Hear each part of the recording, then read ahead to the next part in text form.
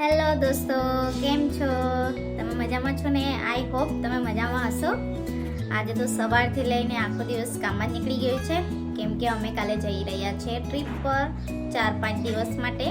એટલા માટે આજે પૂરું પ્રિપેરેશન હતું એટલા માટે આખો દિવસ નીકળી ગયો. અત્યારે બેગ પેકિંગ કર્યા છે, એ તમને હું બતાવું. આ નાનું બેગ આશીષનું છે અને આ મોટું બેગ છે એ મારું છે, અને આ આશીષ માટે બેગ છે અને આ મારા માટે નાનો બેગ.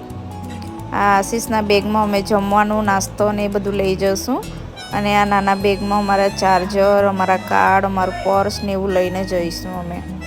આ બીજો બેગ છે, અમારે પિકનિક પરથી આવીને એ જ દિવસે અમારે મેરેજમાં જવાનું છે ને અમે તૈયારી કરી મૂકી છે. તો ચાલો દોસ્તો, નાહી ધોઈને જઈએ સલૂનમાં. હું મારું ઘર એકવાર તમને બતાવી દઉં. નાનું છે, મારું નથી, પણ અમે રહીએ છીએ રેન્ટ પર. આ બધું મેં મેસો પરથી ઓર્ડર કર્યું છે. તમને અગર જોઈએ તો મને કોમેન્ટ કરજો, તો હું તમને એની લિંક આપી દઈશ. તમારે મારું ઘર જોવું હોય, હોમ ટૂર કરવું હોય તો કોમેન્ટ કરજો, હું તમને મારું ઘર બતાવીશ. હેલો દોસ્તો, હું રેડી થઈ ગઈ છું અત્યારે સલૂન જવા માટે, અને આ મેં ટોપ પહેર્યું છે અને બતાવી.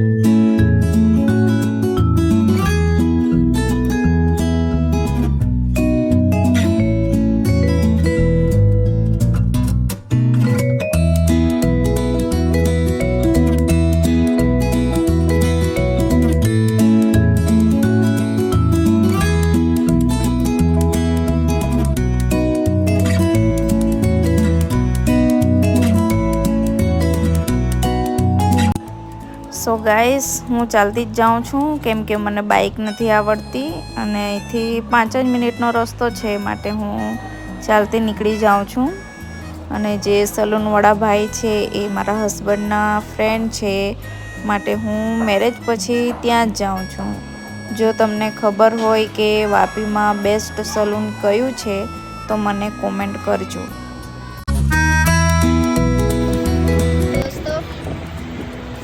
થઈ ગઈ છે, પણ રોજ તાપ છે. આ ઓઢીને જવું પડે છે.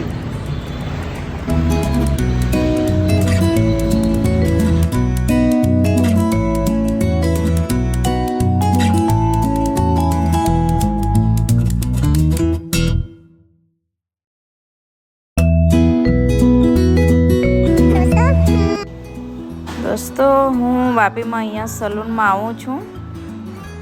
અહીંયા પૂજાબેન છે, સારી એવું સર્વિસ આપે છે, સારું એવું કામ કરે છે. એમની પાસે જ હું બધું કરાવું છું.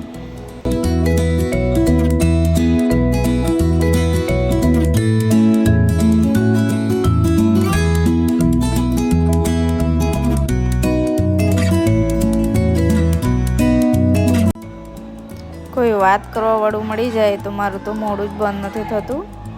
પૂજાબેન એ પણ મારી જોડે બહુ વાતો કરે, એટલે હું પણ એમની જોડે બહુ વાતો કરું.